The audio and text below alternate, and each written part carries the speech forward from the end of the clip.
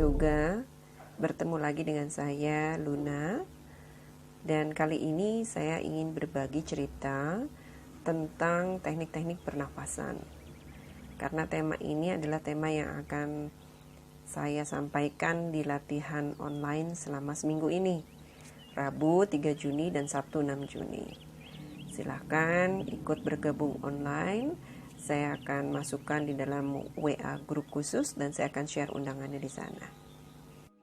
Sobat Yoga, kegiatan ini akan dinormalkan tiap Rabu dan Sabtu. Rabunya jam 4 jam 5 ya sore untuk teman-teman yang masih kerja.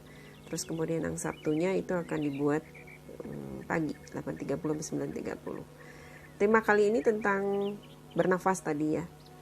Dan dengan bernafas stres bisa pergi harapannya. Nah, bernafas yang saya mau kenalkan ini bukan bernafas seperti kita melakukan sehari-hari ya. Tapi ada nafas dengan teknik-teknik khusus di dalam yoga healing. Nah, yoga untuk menyembuhkan stres ini itu akan dimulai dengan saya mencoba membawa pemahaman kita semua bagaimana yoga itu bisa menyembuhkan, cara kerjanya bagaimana. Terus apa sih yang terjadi dari prinsip yoga ketika kita dalam kondisi sembuh atau sakit. Nah, saya akan mengenalkan cakra dan 5 kosa. 5 kosa itu 5 selimut tubuh. Cakra itu pusaran energi yang ada di tubuh kita atau di diri kita ya. Terus bagaimana kemudian cakra dan 5 kosa itu akan melampaui 3 tahapan healing ya, penyembuhan. Yaitu dari pembersihan 3 nadi melalui pranayama, lalu restoring, pemberian energi melalui pose-pose yoga, dan kemudian menyeimbangkan energi tersebut melalui kegiatan meditasi. Jadi, kenapa ini semua fokus pada dongeng atau cerita atau proses yang hendak diterangkan soal energi? Karena memang kalau kita mau memahami yoga, maka kita harus memahami apa itu energi, kemudian percaya, karena dengan membangun kepercayaan, maka kita akan mudah mengalirkan energi itu di dalam diri untuk penyembuhan. Sahabat yoga, soal sembuh dan sakit ini kalau di yoga prinsipnya berkaitan dengan energi. Jadi kalau kita sehat maka energi di dalam tubuh itu seimbang. Kalau kita sakit energi di dalam tubuh berarti sedang tidak seimbang. Nah, apakah setiap hari orang itu bisa terus seimbang, sempurna? Tentu saja tidak. Kenapa? Karena tiap hari kan orang punya masalah. Setiap hari orang dikasih tantangan untuk masalahnya diselesaikan. Ya otomatis energi itu ya up and down ya. Ada masanya kita seimbang, ada masanya ketika kita dipakai kemudian jadi banyak sumbatan gitu ya. Atau karena cedera misalnya, atau luka hati gitu ya, atau pikiran rudet ya pasti jadi nggak seimbang lagi. Itu sebabnya kenapa kita perlu memutus siklus itu dengan yoga. Artinya yoga itu harus menjadi lifestyle. Pola hidup, pola pikir juga gitu ya, supaya yang disebut seimbang itu punya siklusnya gitu. Jadi apa yang terjadi ketika kita sakit, tadi sudah disebutkan, berarti sebenarnya di dalam tubuh kita tuh banyak sumbatan, maksudnya di dalam saluran energinya. Nah itu sebabnya setiap saluran energi itu harus dibersihkan kalau kita memang mau sembuh. Nah, kemudian apa yang dalam keadaan kita sembuh dan sakit itulah yoga tetap diperlukan. Artinya kalau kita sedang sehat, maka kita harus tetap beryoga supaya tetap seimbang gitu. Kalau kita sakit ya kita tetap harus beryoga. Justru harus sangat perlu beryoga supaya kita menjadi sembuh. Metode yoga itu adalah metode self healing. Jadi ketika kita beryoga sebenarnya bukan orang lain yang menyembuhkan, bukan gurunya yang menyembuhkan, tetapi justru dirinya sendiri menggunakan energi di dalam dirinya dan kemampuan dia mengontrol energi dari dirinya dan dari luar, kemudian berhasil mengelolanya untuk kesembuhan, maka terjadilah yang disebut dengan kesembuhan secara mandiri. Nah, lalu kemudian kesembuhan itu terjadi karena apa? Karena di diri kita tuh sudah ada 7 cakra. Jadi Tuhan tuh sudah memberikan 7 pusaran energi yang ada di dalam tubuh kita. Dia ada 7. Itu kalau dari bawah itu ada tulang ekor, letaknya memang di tulang ekor. Jadi yang kita fokuskan tuh sepanjang tulang punggung ya. disebutnya Muladhara Cakra. Lalu ada di panggul Swadhisthana Cakra, lalu masuk lagi ke bujal ya, di perut Manipura Cakra, lalu naik lagi di titik dada. Nah, itu disebutnya Anahata Cakra. Lalu kemudian leher itu disebutnya Wisuddha Cakra, lalu kening disebutnya Ajna Cakra, lalu ubun-ubun disebutnya Sahasrara Cakra. Nah, ketujuh titik ini itu mewakili warna-warnanya masing-masing di alam ya. Dan 7 warna itu kalau bersatu nanti menjadi warna putih. Nah, 7 warna ini kalau kita mau mudah mengingatnya, ingat aja warna pelangi: me, ji, ku, hibir, nilu, merah, jingga, kuning, hijau, biru, nila, dan ungu. Ketujuh warna ini kalau bersatu, dia berputar-putar, nanti di mahkota kita, di ubun-ubun itu muncul warna putih. Itu sebabnya Sahasrara Cakra sering disebut juga sebagai cakra mahkota. Kemudian tiap cakra ini berhubungan dengan organ-organ tubuh. Kemudian berhubungan juga dengan hormon ya, hormon dan kelenjar, otot dan tulang. Itu bagian tubuhnya ya.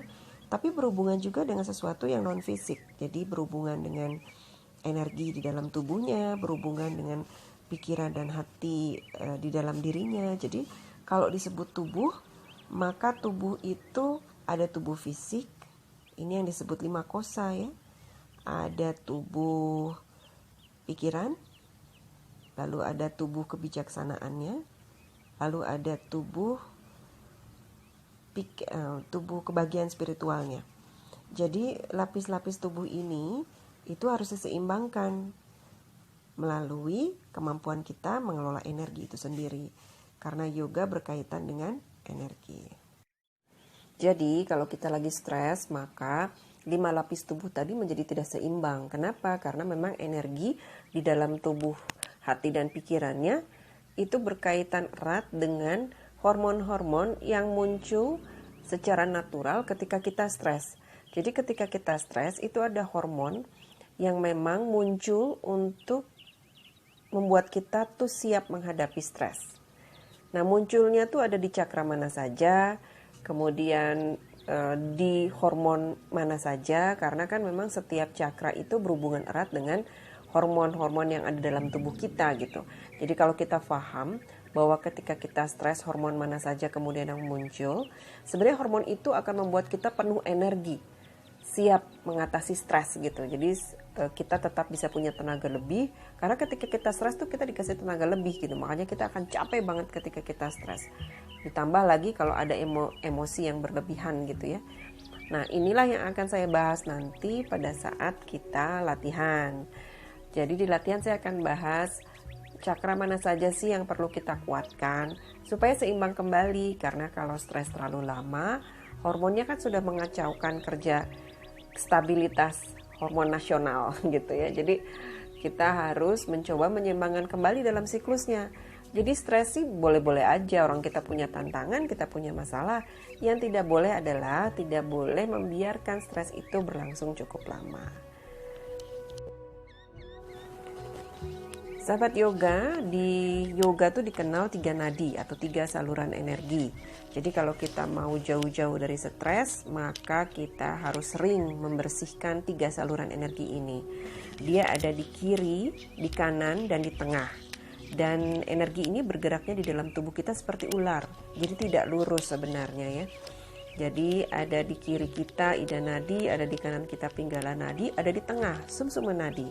Dan sumber energinya pun beda-beda. Kalau di kiri itu kita mengambil cahaya matahari. Jadi dengan cara menutup lubang hidung kanan untuk mengalirkan energi di lubang hidung kiri. Melalui lubang hidung kiri menarik cahaya matahari secara sadar, membersihkan seluruh saluran energi di sebelah kiri dengan energi apinya. Lalu kemudian kita membersihkan saluran energi di kanan dengan menggunakan cahaya bulan. Lalu kemudian yang tengah dengan cahaya bintang. Nah, jadi di latihan nanti saya akan memandu sahabat semua untuk membersihkan saluran energi ini. Sahabat yoga, apa yang ada dalam diri kita, 7 cakra, lalu 5 maya kosa, Semuanya itu harus bisa dikontrol dengan baik sebagai buana alit dan berinteraksi dengan buana ageng, dunia yang lebih besar, yaitu sumber energi kita yang ada di alam semesta, bumi pertiwi, dan angkasa. Dan kemudian bagaimana interaksi itu bisa menghadirkan Tuhan Sang Pencipta, karena hanya atas izinnya lah kita bisa sembuh, dan hanya atas izinnya lah seluruh energi itu bisa menjadi kekuatan buat kita sembuh. Jadi kekuatan energi itu bisa kita gunakan untuk kita sembuh. Jadi pada saat kita beryoga, kita bisa menyelaraskannya dengan alam. Contoh dengan aromaterapi, sesuatu yang kita hirup. Terus kemudian juga kita bisa menggunakan suara-suara alam.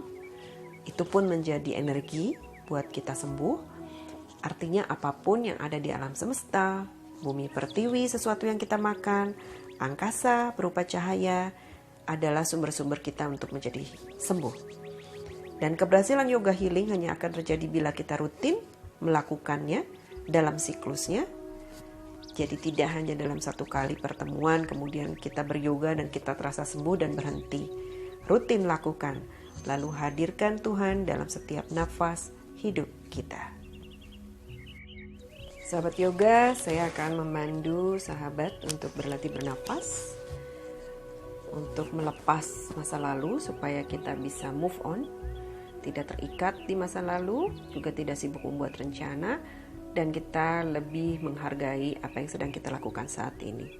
Karena keberhasilan efek terapi itu hanya akan ada bila kualitas latihan nafas perutnya hadir dalam konsistensinya. Kita latih nafas perutnya, kita pilih oilnya. Kalau sahabat yoga sudah punya oilnya, silakan gunakan yang ada di rumah, boleh dengan alat diffuse atau boleh dihisap ketika disentuh oleh tangan, lalu dihirup dan sebarkan ke seluruh tubuh.